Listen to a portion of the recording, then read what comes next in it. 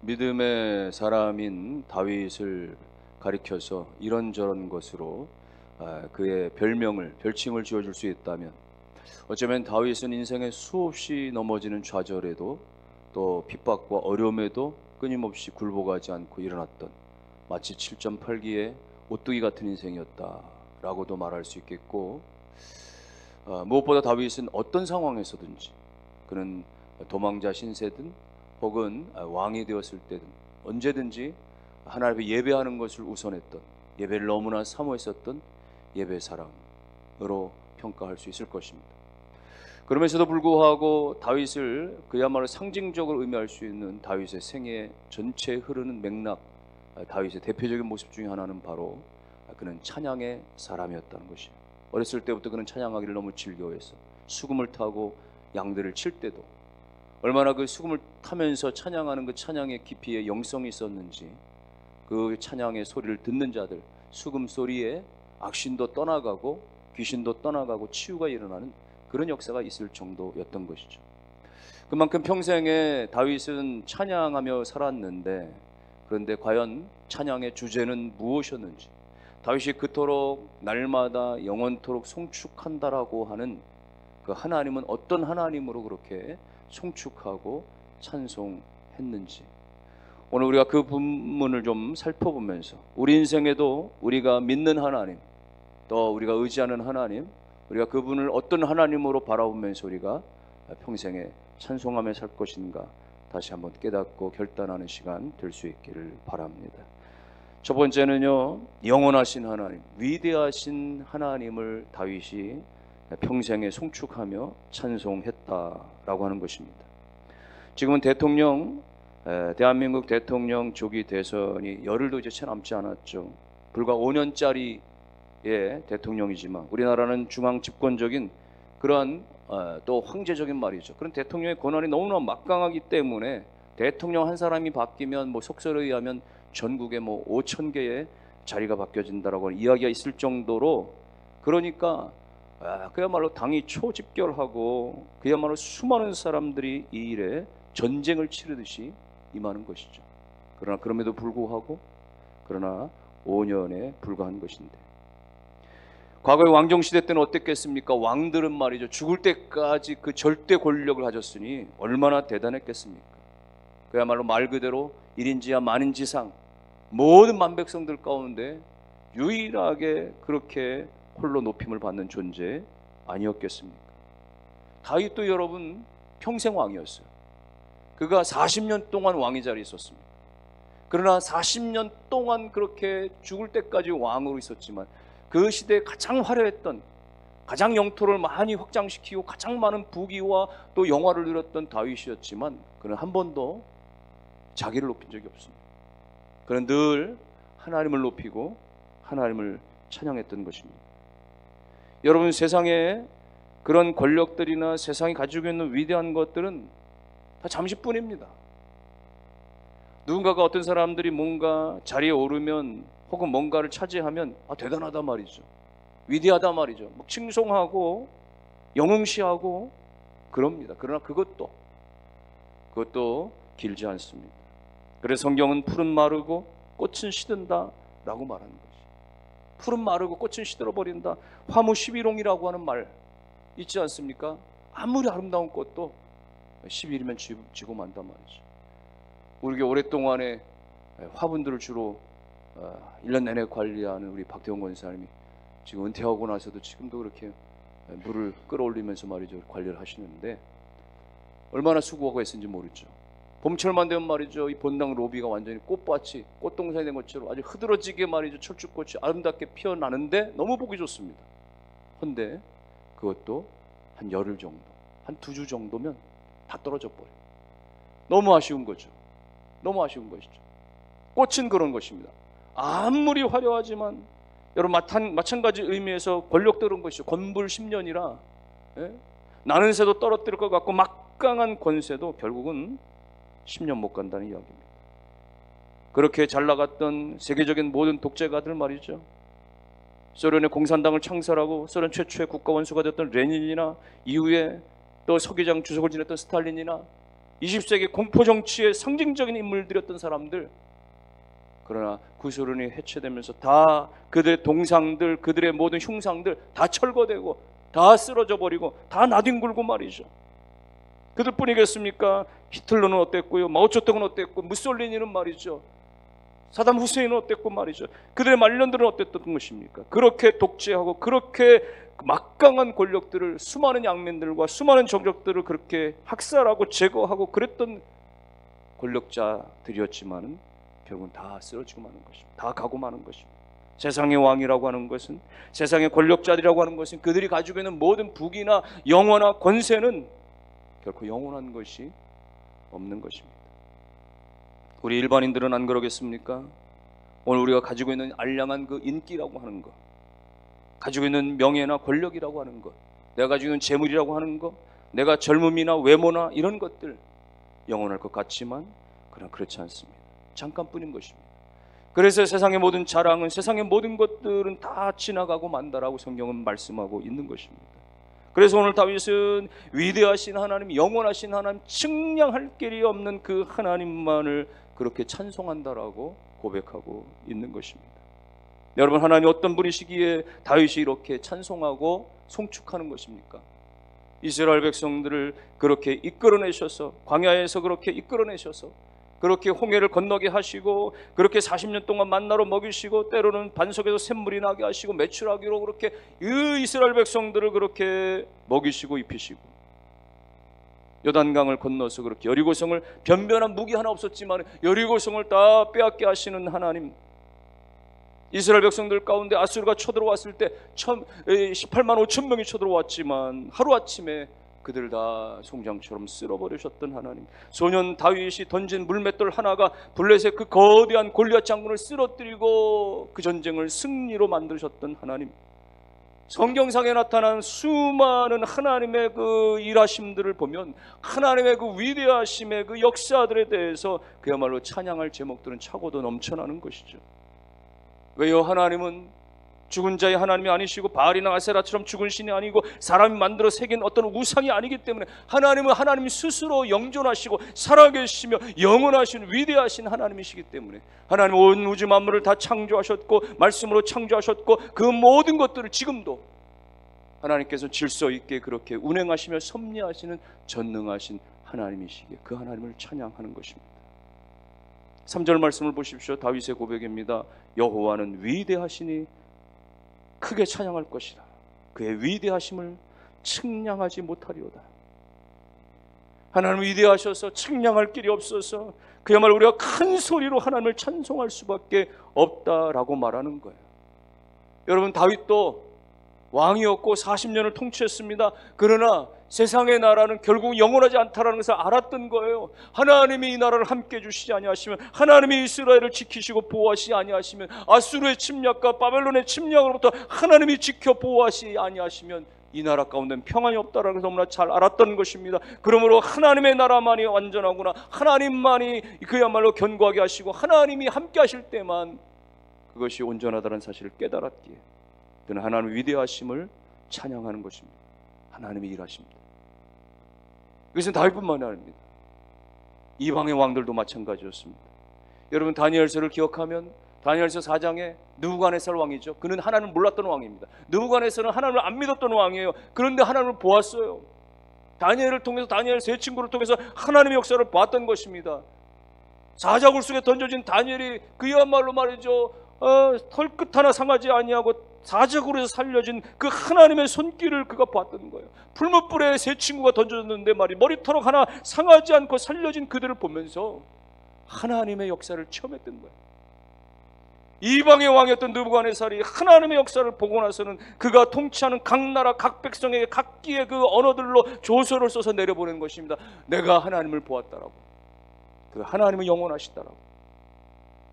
다니엘서 4장에 보니까 다니엘서 4장 2절 3절에 지극히 높으신 하나님이 내게 행하신 이적과 놀라운 일을 내가 알게 하기를 즐겨하노라. 참으로 크도다 그의 이적이요, 참으로 능하도다 그의 놀라운 일이요, 그의 나라는 영원한 나라요, 그의 통치는 대대에 이르리로다. 나는 내가 다스리는 이 바벨론이 세계 최강 그야말로 유일하고 영원할 줄 알았는데, 그런데 하나님이 내게 행하신 이 이적을 보니까, 하나님이 강력하신 그의 통치하심과 그 귀한 일을 보니까, 하나님만이 영원하시고 하나님의 나라만이 대대에 이른다라는 사실을 내가 깨닫게 되었단 말이죠. 이방의 왕조차도 그렇게 하나님을 체험하고 그렇게 하나님을 인정하고 영원하신 분으로 고백할 수 있었던 것입니다. 여러분, 오늘 우리가 살면서 나름대로 최선을 다하는 삶, 열정적인 삶, 나름대로 뭔가 똑똑하고 그야말로 뭔가 내가 그래서 얻었다고 하고 내가 소유하고 그리고 뭔가를 누린다고 하지만은, 그러나 여러분이요, 그 모든 것들은 다 한계가 있다는 사실을 깨달아야 됩니다. 그것들은 다 상대적이라는 것을 깨달아야 됩니다. 오직 하나님께서 내 인생 가운데 함께 주실 때만이 그것이 온전할 수 있다는 사실을 깨달을 수 있어야 됩니다. 이 세상도 세상에 있는 것들을 다 지나가나 하나님의 사랑만이 영원하다고 하는 요한 사도의 말씀을 기억하고, 하나님의 그 위대하심과 영원하심을 기억하여 그분을 찬송하는 삶이 될 수 있기를 주의 이름으로 축원합니다. 다윗이 이토록 그가 평생에 하나님을 송축하며 살 수밖에 없었던 또 하나의 이유는 하나님은 존귀하시기 때문에, 하나님의 위엄이 충만하시기 때문이라고 고백하고 있습니다. 여러분, 존귀하다라는 게 뭐겠어요? 존귀하다라고 하는 것은 어떻게 만들어지는 것입니까? 예? 여러분, 오늘부터 배우자에게 당신 나 오늘부터 존귀하게 좀 대해줘, 나에게 좀 존중해줘, 뭐 이렇게 요구하면 그게 진정한 존귀가 되어지고 내가 존귀한 사람이 되는 겁니까? 여러분, 누군가의 요청에 의해서 아니면 강압에 의해서 만들어지는 것이 아니고, 존귀는 뭐예요? 내 마음속에 정말 존중한 마음이 일어나서 그야말로 그야말로 내 스스로 말이죠, 최선을 다해서 그렇게 일어나는, 우러러서 나오는 마음을 말하는 것이겠죠. 하나님께도 마찬가지. 부모가 자녀를 그냥 모가지를 이끌어가지고 어쩔 수 없이 그렇게 누구 때문에 눈도장 찍기 위해서 이게 아니라 말이죠, 내가 하나님을 알고 나니까, 하나님의 그 존귀하신 그 은혜를 깨닫고 나니까 누가 뭐라고 하잖아, 등 떠밀지 않아도 나 스스로 그렇게 하나님의 존귀와 위엄을 찬양할 수밖에 없는 말이죠. 그것입니다. 하나님이 영이시기 때문에 전혀 보이지 아니하시지만, 그러나 하나님이 누구신지를 내가 알고 나서 보니까, 하나님이 어떤 분이신지를 내가 깨닫고 나서 보니까, 내가 하나님을 체험하고 나니까 말이죠, 이방의 왕도 그렇게 하나님을 찬양했던 것처럼 내가 하나님을 경험하고 나니까 그 존귀하신 그 위엄에 차신 그 하나님을 내가 찬양하지 않을 수 없는, 예외하지 않을 수 없는 말이죠. 다윗이 자신의 삶으로 그렇게 체험했던 거예요. 자신의 인생 가운데 하나님께서 얼마나 그렇게 위대하신 분이시, 존귀하신 분을 체험했던 것입니다. 그래서 5절 말씀해 보니까, 5절에 보니까 주의 존귀하고 주의 영광스러운 위엄과 주의 기이한 일들을 나는 작은 소리로 읊조리이다. 주님의 그 존귀하심을 내가 알고서 주님의 그 영광스러운 그 위엄을 내가 깨닫고 나서 내가 주님을 내가 읊조린단 말이죠. 묵상한다 말이죠. 읊조린다는 건 묵상한다. 내가 주님 앞에 그렇게 고백하며 찬송하며 묵상하지 아니할 수가 없단 말이죠. 여러분, 우리가 하나님을 깨닫게 될수록 하나님 말씀을 묵상할 수밖에 없는 거예요. 새벽마다 우리가 성경 말씀 묵상합니다. 어떤 사람은 개인적으로 묵상합니다. 요즘같이 이렇게 스마트폰이 잘 이루어진 시대는 말이죠, 말씀들을 말이죠, 이렇게 서로 주고받으면서 카톡을 통해서, 어떤 성도는 저한테 주기적으로 또 그렇게 자기가 은혜 받은 말씀이라고 저한테 보내줍니다. 저도 그걸 쭉 보면서 참 은혜가 되고 그런 말씀들이 있더라고요. 뭐 3분의 기적이니 마냐 이렇게 해가지고 그런 유튜브니 아니면 카톡이니 말이죠, 그렇게 좋은 그런 그 콘텐츠들이 많지 않습니까? 여러분, 어떤 방식이든 책을 읽든지 성경을 보든지 말이죠, 아니면 어떤 그런 그 영상을 보든지, 우리가 하나님이 일하심에 대해서, 하나님이 역사하심에 대해서 끊임없이 말이죠 묵상할 수 있는 것은 하나님의 존귀하심을 내가 인정하고 고백하게 되어지니까 거기서 은혜가 되어져 깨닫게 되어지는 것이죠. 여러분, 우리가 믿음의 눈을 조금만 열고 보면은 우리 주변에 있는 모든 것들은 다 하나님의 솜씨요, 하나님이 일하신다는 사실을 얼마든지 우리는 깨달을 수 있는 것이요. 봄이면 꽃이 피고 여름이면 열매가 맺어가고 가을이면 그렇게 곡식을 거두는 것은 저절로 그렇게 자연적으로 되어지는 것이 아닙니다. 여러분, 생명공학이 아무리 말이죠 그렇게 발달되어진다고 한들 과일이나 채소나 곡식이나 공장에서 막 찍어내듯이 그렇게 만들어낼 수가 있겠습니까? 사철마다 그렇게 피어나는 꽃들을 누가 만드신 것입니까? 공중의 새들을 누가 만든 것입니까? 강가에 말이죠, 바다의 그 수많은 어종들은 누가 다 만드신 것입니까? 믿음 없이 바라보면 그런 것들은 다 자연적인 것이고 당연한 것처럼 여겨질 수 있겠지만, 그러나 믿음으로 바라볼 때에 그 모든 것들은 하나님의 솜씨요 하나님의 존귀함이 담겨진, 하나님의 위엄이 모든 곳에 영광 가운데 담겨진 것을 깨닫게 되기, 우리 모두가 다 될 수 있기를 주의 이름으로 축원합니다. 그렇게 깨닫게 되어지면 우리 하나님의 존귀하신 하나님의 영광스러운 위엄을 우리가 묵상하게 되어지고, 우리가 그렇게 읊조리게 되어지고 찬양할 수밖에 없는 것이죠. 우리에게 향하신 여호와의 인자하심이 크고 크도다 크시도다, 크고 크도다 크시도다. 우리가 찬송하는 이 찬양, 우리에게 향하신 여호와의 진실하심이 영원하고 영원하다. 우리를 향하신 하나님의 계획하심이 놀랍고도 놀랍도다. 얼마나 하나님의 위대하신지, 얼마나 인자하신지, 얼마나 그 진실하신지, 얼마나 계획하심이 뛰어나신지 말이죠. 하나님의 섭리와 하나님의 그 인도하심을 바라보면 오늘 우리는 그렇게 고백할 수밖에 없는 것이죠. 다윗이 그랬던 것입니다. 그렇게 베들레헴의 이세의 8번째 아들로 태어나서 자신은 그저 몇 마리의 양들을 치는 그런 존재에 불과했었는데, 하나님이 자신을 선택해서 일방적으로 불러내주시고, 그렇게 하나님께서 기름 부어주시고, 그렇게 수많은 연단들이 있었지만 그때마다 수많은 인생의 위협에 고비고비 때마다 하나님이 지켜주시고 붙잡아주시고, 마침내 하나님께서 나로 하여금 일국의 왕으로 세워주시기까지, 그리고 하나님께서 수많은 국제적인 전쟁 가운데서도 그 죽음의 입에서 나를 지키시고 보호하셨던 그 하나님의 역사를 생각해 보니 이것이 하나님의 존귀였습니다. 이것이 하나님의 위엄이었습니다. 하나님의 은혜였습니다 말이죠. 그는 그렇게 하나님을 찬송하며 영광 돌며 묵상할 수 있었던 것입니다. 여러분, 하나님의 임재를 날마다 체험하면서, 하나님의 손길을 날마다 다양한 가운데 경험하면서 하나님을 묵상하고 또 묵상하는 여러분 되기를 주의 이름으로 축원합니다. 다윗이 이토록 하나님을 평생에 송축하며 찬송하겠다라고 고백할 수밖에 없었던 것은요, 하나님 너무 은혜롭기 때문에, 하나님이 자기를 향하신 그런 인자심이 너무나 크기 때문에 그는 그렇게 고백할 수 있었던 거예요. 8절 말씀 보니까 여호와는 은혜로우시며 긍휼이 많으시며 노하기를 더디하시며 인자하심이 크시도다. 하나님의 그 은혜와 긍휼이 크시고 그 인자하심이 너무나 크시다는 거예요. 그걸 깨달았다는 거예요. 이 죄인된 우리 인생을 향해서 하나님께서 얼마나 오래 참아주시는지, 끊임없이 하나님께서 그렇게 변치 않는 사랑과 자비를 베풀어 주시는지, 우리는 실수하고 우리 넘어질 때가 많은데도 불구하고 하나님 우리를 그렇게 정죄하시기보다는 하나님께서는 여전히 우리 가운데 기회를 주시고 여전히 용서하시고 회복시켜 주신다라고 하는 사실. 그래서 하나님의 그 인자와 긍휼이 풍성하십니다. 여러분, 다윗이 이 은혜를 체험했기 때문에 그도 그와 같은 사랑을 전하는 것이죠. 다윗이 왕이 된 다음에 말이죠, 행한 일 가운데 하나는 그 원수의 집안에 그 자신을 평생토록 그렇게 죽이려고 달려들었던 그 원수 사울의 집안에 남은 자가 누가 있느냐, 혹여나 남은 자가 있다고 한다면 그에게 내가 정말 베풀고 싶단 말이죠. 은혜를 베풀고 싶단 말이죠. 여러분, 당시에 고대 근동 사회에서는 말이죠, 원수나 정적은 말이죠, 씨를 말려야 어떤 경우도 보복이 있을 수 있으니까 실제로 그와 같은 일들이 있었거든요. 사울 왕이 죽은 다음에도 여전히 무비보셋을 중심으로 말이죠, 그 일부 사람들은 여전히 말이죠, 그렇게 다윗을 거절했었던 그런 시절이 있었던 것이죠. 그런데 결국은 다윗이 왕위에 등극하고 나서 마침내 그 무비보셋을 찾아서 말이죠, 그를 자신의 궁궐로 데려오는 거예요. 그러면서 과거 사울 왕이 가지고 있었던 땅덩어리 다 그에게 넘겨주고, 그러는 평생에 내 식탁에서 함께 나와 함께 식사를 하라고 말이죠.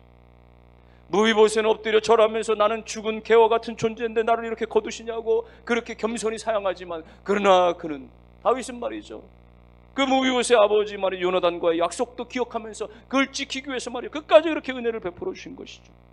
여러분, 이것이 하나님의 은혜인 것입니다. 죄로 죽을 수밖에 없는 어느 우리가, 하나님을 등지고 떠나갔던 어느 우리가 자격이 없음에도 불구하고 여전히 하나님께서 우리 가운데 은혜와 긍휼을 베풀어 주셔서 오늘 우리로 한번 자녀 삼으신 것을 변하지 아니하시고 우리 가운데 허락하신 그 은혜와 긍휼을 끊임없이 베풀어 주시는 그 하나님을 날마다 찬송하실 수 있기를 주의 이름으로 축원합니다. 무엇보다도 하나님은 노하시기를 더디하시며 인자하심이 크시다라고 다윗은 고백하고 있는 거예요. 하나님은 성경 역사를 보니까 끊임없이 하나님은 노하시기를 더디하시는 거예요. 인자하심이 충만하신 하나님. 아담과 하와가 하나님 말씀을 어겼습니다. 그래서 에덴 동산으로 쫓겨났습니다. 죄로 말미암아 하나님과 사이가 멀어졌습니다. 그러나 하나님은 저들을 완전히 멸하지 아니하시고, 그 이후에도 수많은 사람들이 죄를 짓고 하나님의 아들들이 사람의 딸들과 결혼하고 그렇게 온통 세상 가운데 죄가 간영했을 때도 하나님은 노아를 일으켜서 노아의 방주로 말미암아 그들을 심판해서 구원하심으로 말미암아서 하나님은 심판 중에도 긍휼을 베푸시는 그 더디하시는 하나님의 손길을 베풀어 주시고, 백성들이 또다시 교만하여서 바벨탑을 쌓았고 말이죠, 하늘 높이 그렇게 닿으려고 했을 때도 하나님이 그들의 언어를 흩으시면서 그들을 그렇게 흩게 하시지만 그들을 완전히 멸하시지 아니하신 것은 마침내 아브라함을 불러내셔서 아브라함을 통해서 아브라함아 너의 후손으로 말미암아 내가 천함합니다 복을 얻게 하리라라고 약속하신 그 하나님은 끊임없이 하나님을 등지는 백성들이지만, 하나님을 버리는 백성들이지만, 그럼에도 불구하고 하나님의 계획과 그 언약의 약속들을 신실하게 지키시는, 끝까지 더디 노하시고 인자하심을 베풀어주시는 하나님이신 것이죠. 이스라엘 백성들이 얼마나 많이 광야 생활하면서 얼마나 많이 그렇게 이스라엘 땅에서 살면서도 하나님 앞에 수없이 등지고 우상 숭배하고 그랬습니까? 그때마다 하나님은 수없는 선지자들 보내면서 여전히 그렇게 선포하시고 그렇게 가르치시고 경고하시고, 그럼에도 불구하고 수없이 때로는 징계도 하셨지만 그럼에도 불구하고 여전히 말이죠, 마치 부모가 자식을 사랑하기 때문에 매를 드는 것처럼 하나님은 때때로 징계를 하시지만 그럼에도 불구하고 그 백성들이 하나님 앞에 온전히 돌아오기를 바라시면서 그렇게 끝까지 인내하신 하나님, 그 인내의 하나님이 결정적으로 그렇게 절정으로 치달을 수 있었던 것은 바로 예수 그리스도를 갈보리 언덕 십자가에 내놓으신 것입니다. 기약대로 약속대로 말이죠. 우리가 벌을 받아 그 십자가를 져야 됐을 것인데 우리의 죄를 대속하시기 위해서 예수 그리스도를 십자가에 달려 죽게 하심으로 말미암아 그 죄로 말미암아 그 십자가로 짐으로 말미암아 우리의 죄를 다 그렇게 씻게 하시는 말이죠. 하나님의 그 공의로운 심판과 더불어서 오늘 우리를 완전히 용서하시는 그 용서의 그 구원의 그 놀라우신 그 은혜를 다 허락하신 말이죠. 이와 같이 하나님은 끝까지 우리를 그렇게 기다려주시고 더디 노하시는 인자하신 하나님이심을 믿으시기를 주의 이름으로 축원합니다. 다윗이 깨달았던 것이죠. 자신의 실수와 자신의 범죄 앞에서도 하나님께서 영원히 자기를 버려하지 아니하시고 또다시 은혜를 주시고 기회를 베풀어 주신 그 하나님을 기억할 수 있었던 것입니다. 그래서 그는 고백하기를 우리가 대대로 이 하나님을 송축하며 찬양하자. 이스라엘에는 북이스라엘 남유다 전체를 가리켜서 한 42명의 왕들이 있었는데 그 중에 남유다의 22명의 왕들 가운데 말이죠, 물론 솔로몬이나 기타 여러 왕들이 그렇게 여전히 하나님의 악한 범죄를 저지르기도 했었지만 그럼에도 불구하고 다윗은 말하기를 하나님이 위대하시니까, 하나님이 영원하시니까 그 존귀하신 인자와 긍휼이 풍성하신 그 하나님을 우리는 대대로 송축하자 말이죠. 여러분, 하나님께는 왕이 중요한 것이 아니고 여러분이 신하나 어떤 백성이냐 이런 것이 중요한 것이 아니라 하나님 앞에서는 누구나 다 하나님의 이름을 영원히 송축하며 찬양하는 그 찬양하는 백성을 찾으시는 하나님이심을 믿으시기를 주의 이름으로 축원합니다. 결론의 말씀입니다. 오늘 우리가 청년이든 노인이든, 오늘 우리가 건강하든 우리가 건강을 잃었든, 우리가 유식하든 무식하든 많이 가졌든 그렇지 못하든 우리는 모두가 다 하나님 앞에 은혜 받은 하나님의 자녀 백성이니 평생에 우리가 하나님을 찬송하되 나를 구원하신 하나님, 나를 용서하신 하나님, 내게 생명 주신 하나님, 나의 걸음걸음을 인도하시는 그 하나님, 내 몸에 피가 마르고 내 혀가 굳는 마지막 그 순간까지도 나를 구속하신 나의 창조, 나의 주인 되신 그 하나님만을 내가 찬송하며 살겠습니다. 여러분의 고백 되실 수 있기를 주님의 이름으로 축원합니다.